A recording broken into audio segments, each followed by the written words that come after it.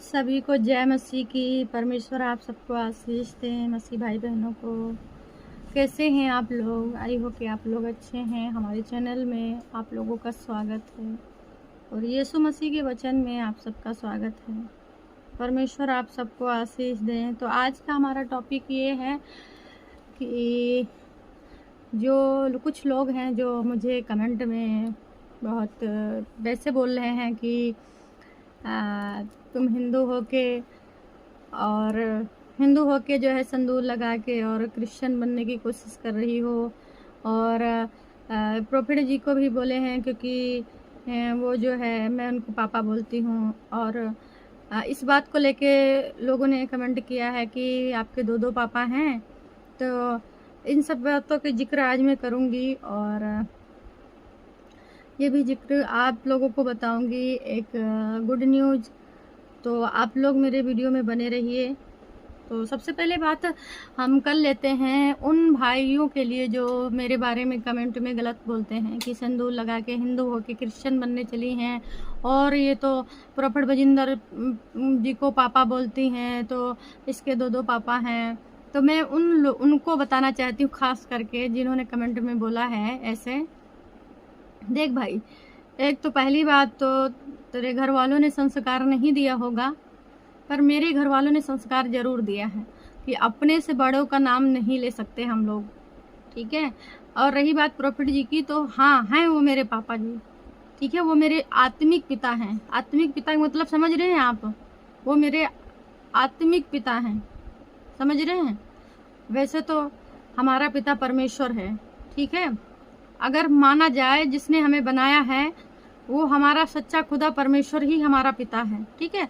लेकिन उनके दास जो हैं वो भी हमारे पिता ही हैं, वो आत्मिक पिता हैं हमारे, समझ रहे हैं। तो हमारे आत्मिक पिता के बारे में अगर कोई गलत बोलता है कि अरे इसके दो पापा हैं, तो आप एक बात समझ लीजिए भाई कि अगर आप अपने फादर की जो अपने से बड़ा है उसकी इज्जत नहीं कर सकते हैं, तो आप किसी को गलत भी बोल नहीं सकते हैं। पापा जी जो प्रॉफिट जी हैं उनका नाम लेके तो नहीं बुला सकती मैं, समझ रहे हैं। वो प्रॉफिट जी पापा जी हैं, वो हमारे आत्मिक पिता हैं और हमेशा रहेंगे, ठीक है। और रही बात हिंदू की, तो सोच इधर एक बात मैं आप लोगों को और बता देना चाहती हूँ। जो ये कहते हैं हिंदू होके क्रिश्चियन बनने चली हैं, ढोंग कर रही हैं, नाटक कर रही हैं, तो सुनिए,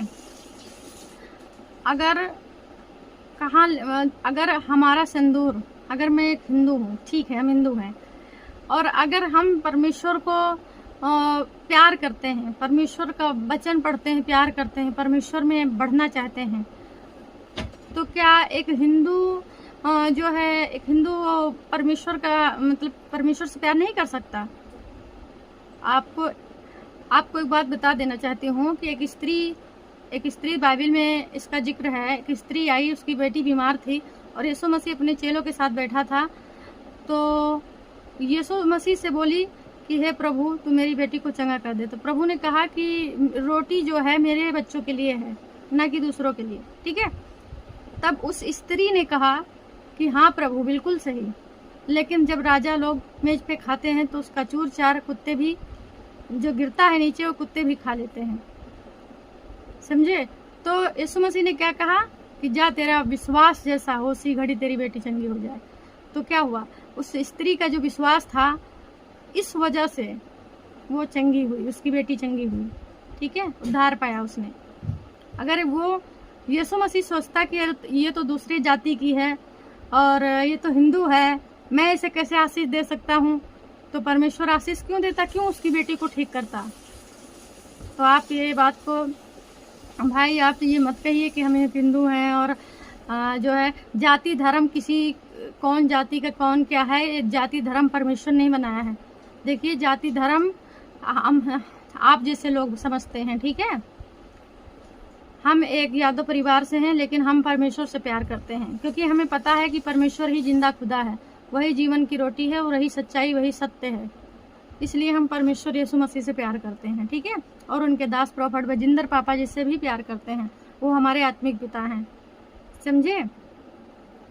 और रही बात अगर सिंदूर की, तो सिंदूर देखिए हम एक यादव परिवार से हैं, तो अगर एक बैग हम अगर उस सफ़ेद कपड़ा पहन लेंगे, सिंदूर नहीं लगाएंगे, तो घर वाले भी तो अभी पूरी विश्वास में नहीं हैं, हम हैं विश्वास में, तो विरोध करेंगे ना ससुराल के लोग।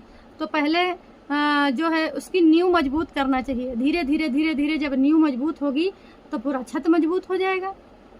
एक बैग अगर किसी जो है किसी को अगर वो प्रभु को पूरा घर उसका नहीं जानता है, एक इंसान जानता है, और फिर ऑटोमेटिक तुम संदूर ना लगाओ और साड़ी सफ़ेद पहन लो, तो उसको अच्छा लगेगा? अगर किसी के कारण परमेश्वर का काम में रुकावट आती है तो परमेश्वर ये नहीं चाहता, ठीक है? अगर मेरे संदूर अगर हम नहीं लगाएंगे या हम संदूर नहीं लगाएंगे तो हमारे घर वाले विरोध करेंगे, हैं, हमको वचन नहीं पढ़ने देंगे, हमको चर्च नहीं जाने देंगे, तो इसमें परमेश्वर के कामों में रुकावट नहीं होगी। ये सोचिए पहले। हमें क्या करना है? हमें अपने नींव को मजबूत करना है, पहले खूब मजबूत करना है। हमें अपने घर वालों को भी विश्वास कराना है, हमें अपने घर वालों को भी मजबूत करना है। उसके बाद धीरे धीरे धीरे धीरे करके खुद ही घर वाले खुद बदल जाएंगे, और फिर सभी लोग न सिंदूर लगाएंगे न तो रंग बिरंगे कपड़े पहनेंगे। हालांकि परमेश्वर ने ये नहीं कहा है कि तुम रंग बिरंगे कपड़े ना पहनो, सिर्फ सफ़ेद ही कपड़े पहनो, ऐसा कहीं नहीं जिक्र है, ठीक है? तो आप लोग ये ऐसा कमेंट मत करिए कि हिंदू हैं, ये है वो है। परमेश्वर ने जात धर्म नहीं बनाया। परमेश्वर यीशु मसीह जीवन बदलने वाला परमेश्वर है, वो जीवन बदलने आया है, ना कि जात बिरादरी, ठीक है? हिंदू, ईसाई, मुसलमान, ये वो जात धर्म ये आप ही लोगों ने बनाया है, परमेश्वर ने नहीं बनाया। परमेश्वर जीवन बदलने आया है, परमेश्वर जीवन का रास्ता दिखाने आया है। यीशु मसीह जीवन है और सत्य है, और हम उसी को प्यार करते हैं। समझ में आया? तो कमेंट गलत में बिल्कुल भी मत करिए, मेरे को अच्छा नहीं लगता, ना मैं किसी को गलत बोलती हूँ, ना मुझे गलत कमेंट पसंद है, समझ रहे हैं? और रही बात पापा जी की, तो प्रोफेट बजिंदर पापा जी हमारे आत्मिक पिता हैं और हम लोग उनके बच्चे हैं, समझ रहे हैं? वो हमारे शिक्षक हैं और परमेश्वर के दास हैं। जो परमेश्वर का आदर करेगा वो उनके दास का भी आदर करेगा, समझ रहे हैं? तो मेरा कहने का उद्देश्य यही है। हम चलते हैं वचन में। आज का वचन है मत्ती 10 का 16 आयत।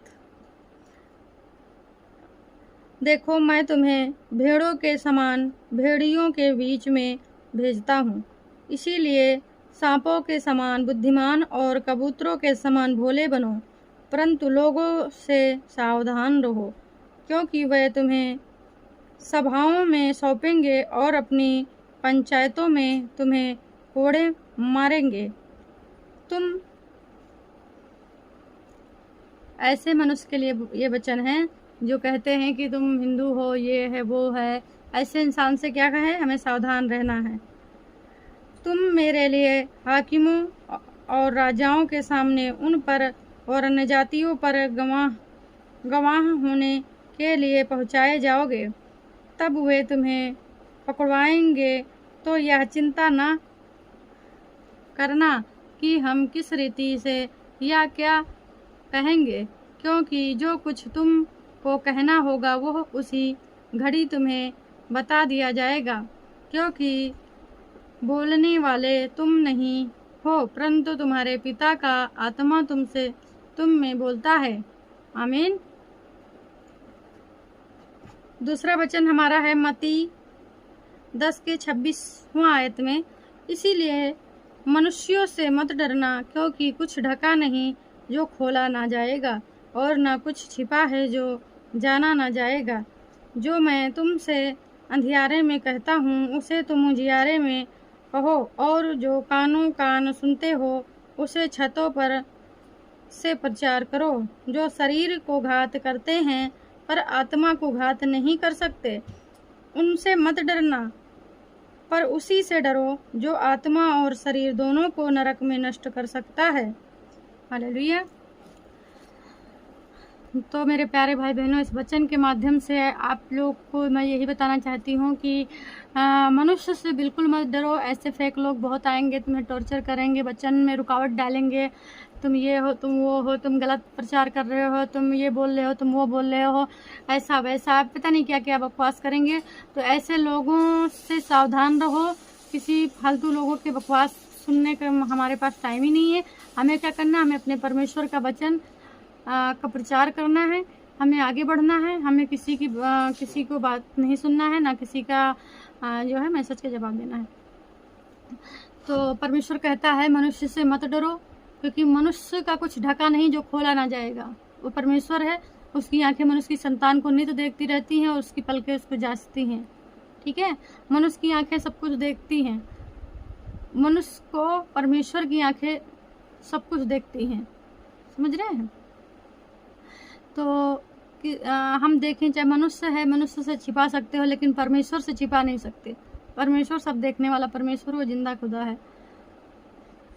तो मेरे प्यारे भाई बहनों, गलत कमेंट मत करो और परमेश्वर पर विश्वास रखो। और प्रोफेट बजिंदर पापा जी के लिए दुआ करो कि वो जल्द से जल्द हम सबके बीच में हो।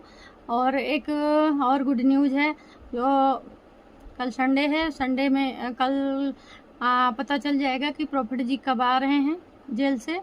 तो मैं नेक्स्ट वीडियो में आप लोगों को बताऊंगी कि प्रोफेट जी कब आ रहे हैं। कल संडे है, कल जानकारी मिलेगी जैसे ही मैं आप लोगों तक पहुंचाऊंगी कि प्रोफेट बजिंदर पापा जी कब जेल से बाहर आ रहे हैं। ठीक है, और आप लोग उनके लिए दुआ करें, ज़्यादा से ज़्यादा दुआ करें, क्योंकि परमेश्वर कभी अपने दास को न छोड़ा है, न छोड़ेगा, न छोड़ा है और न कभी छोड़ेगा। परमेश्वर अपने दास के साथ हमेशा रहता है। भले चढ़ाव उतार थोड़े बहुत आते रहते हैं, लेकिन परमेश्वर संभालने वाला परमेश्वर है। समझ रहे हैं? हाँ, कोई भी मनुष्य गिरता है तो परमेश्वर उसको उठाता है और बड़ी महिमा करता है। ये योजना है परमेश्वर की, प्रोफेट जी के हाथों से करवाने के लिए बहुत बड़ा काम होने के लिए जा रहा है। इसलिए परमेश्वर बहुत जल्द प्रोफेट जी को जेल से बाहर लेके आ रहा है हम सबके बीच में। तो बस मेरे मसीह भाई बहनों, आप लोग दुआ करें परमेश्वर से कि उनके दास प्रोफेट बजिंदर, यानी हम सबके आत्मिक पिता प्रोफेट बजिंदर पापा जी हम सबके बीच में जल्द से जल्द हों कलेसिया के अंदर। ठीक है, कल संडे है और कल जो जैसे ही हमें जानकारी मिलेगी कि पापा जी जेल से कब छूट रहे हैं, किस डेट को आ रहे हैं, वो मैं आप लोगों तक पहुंचाऊंगी। ठीक है, तो आप लोग अगर हमारे चैनल को सब्सक्राइब नहीं करे हैं तो कर लीजिए, क्योंकि जैसे ही हम कोई वीडियो बनाते हैं तो नोटिफिकेशन आप तक पहुंचेगा। ठीक है, और हर कोई फेक नहीं होता है। और परमेश्वर आप सबको आशीष दे। सबको जय मसीह की।